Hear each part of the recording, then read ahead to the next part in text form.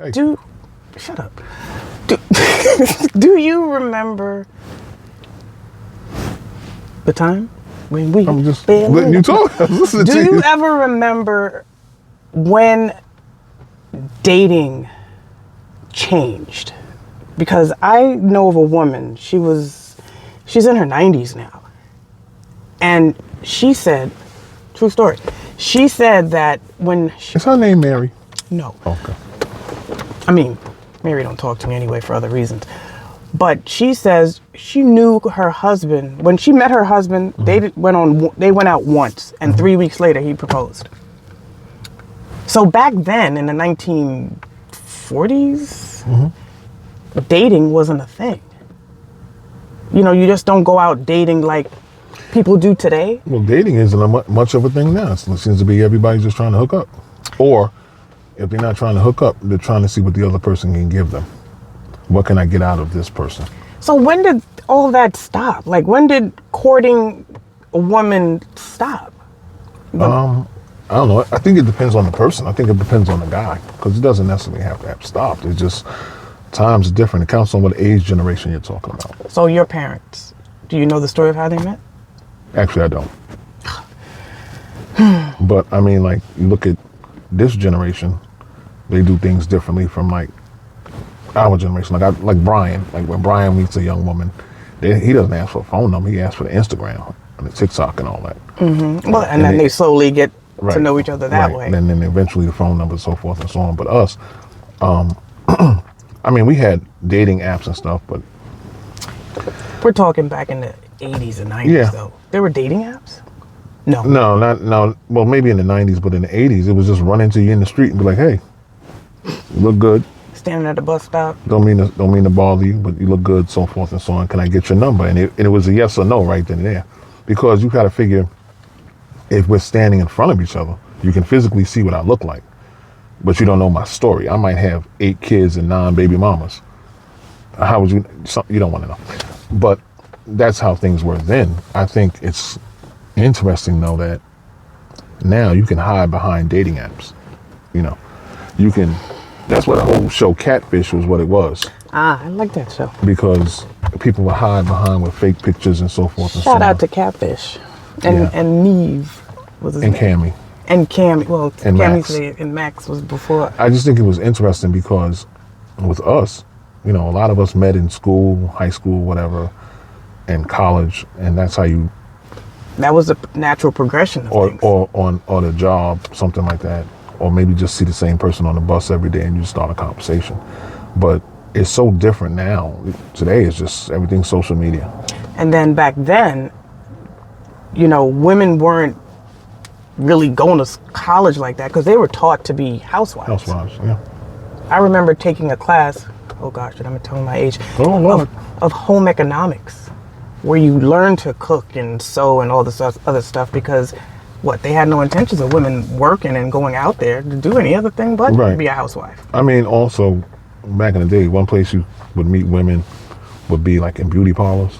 Because if you go by a beauty parlor on a Saturday afternoon, women everywhere, you know, that would be something. You just had to be enough man to walk in there and walk to that specific woman that you saw in the window that you were interested in. I mean, it's totally different now. But people is... So now with the invention of dating apps and dating shows, and shout out to Single by Choices, you know, maybe we could get their word in one day, but things have so evolved. And I wonder what it's going to be like when Brian is our age. Well, he's 18 now. Who knows? I mean, who knows what the next big thing will be? Because it seems like you meet people more online behind the screen more than you do in real life and in person. You know, People lose the art of socialization too. and then you meet people through people. Now that's another way that we used to meet people. You used to meet people through people. It doesn't always work though. But I remember saying, you know, I know somebody I want you to meet, and yada yada yada, because I think they would be good. You guys would be good together. But then the problem is, if that doesn't work, you might have lost 2 friends because you hooked these 2 people up who end up hating each other. I agree. Because I know at one point I had hooked my sister up with this dude. No bueno. He wasn't the person I thought he was. I thought he was a pretty decent guy and everything, but that was the mask. When she went forward with him and got to know him and everything, he just turned out to be a whole different. The mask was just a character he was playing. So he was had a whole character with you the whole time you knew? Because we were co-workers, and I thought he was a good dude, and he used to stand-up comedy and everything, and we would hang out and everything. But after I introduced him to my sister, and then we started hanging out, because they were getting to know each other. But then when me and him started hanging out, like, this could possibly be my brother-in-law, you don't know. Right. And I found out some strange stuff about him. I was like, yeah, no. Cancel that. Yeah, but she knew first. She canceled it first, and so forth and so on. But that's another way you can meet people. I just know me. I'm okay with the online thing. I don't really like meeting people in person like that. I don't really like. Really? I'm not a big fan of walking up on a woman. Well, that I understand. You know, because you kind of look kind of creepy when you're walking up on somebody.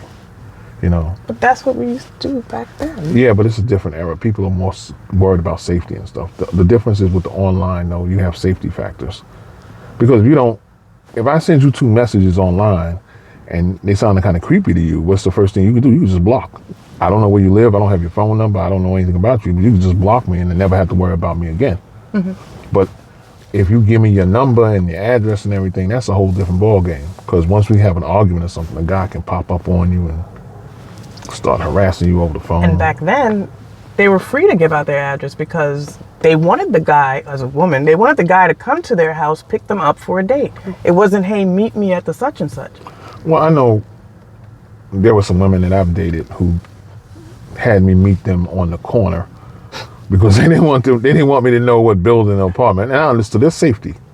You know, oh, just meet me outside. I'll be down in a minute or whatever. That must have been a recent thing. Within the last 20 years? Yeah, because it's like, I understand it, though. It's a safety thing. You don't want me to know you live in 3C in this building.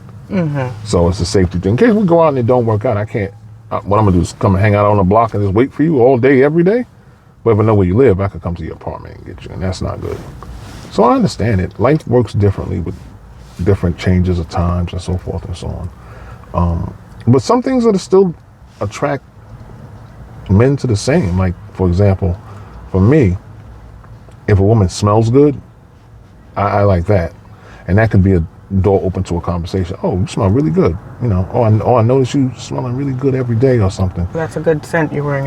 Right, something like that. Or the other side of the story is if you see the same person every day, hypothetically, let's say you're waiting on the express bus or the Metro North or something like that, and I see you every day and you change your hair.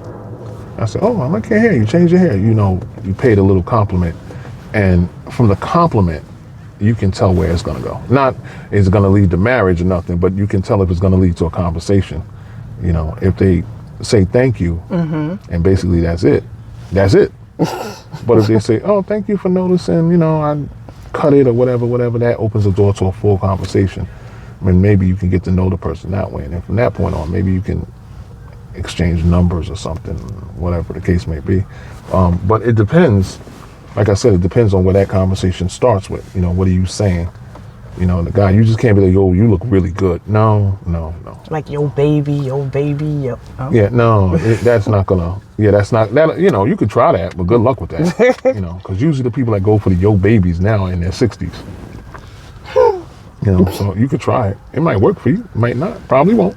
It's not me though, I prefer, and I'm okay with the online, but again, unfortunately the online, you really don't know who's on the other side of that screen.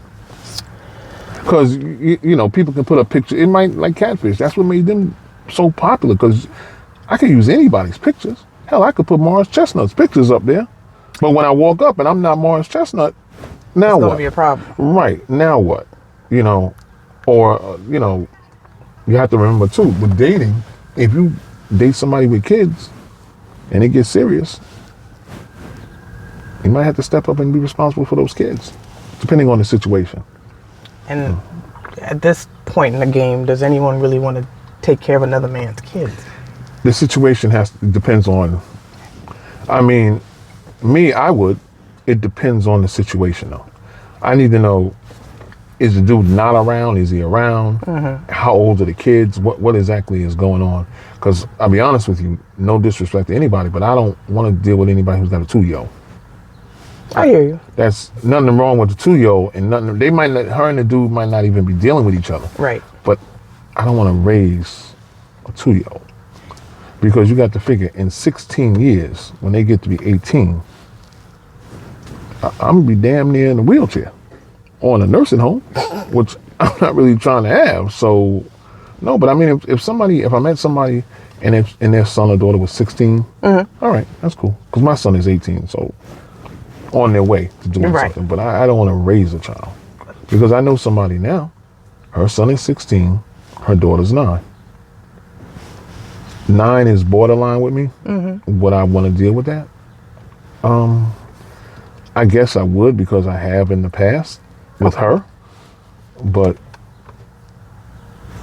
I don't know if that's something I want to take on right now. You know.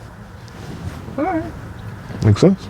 Kind of, sort of. But you never make sense to me anyway. That's true. One day I want us to talk about the evolution of a skeezer. No? Okay.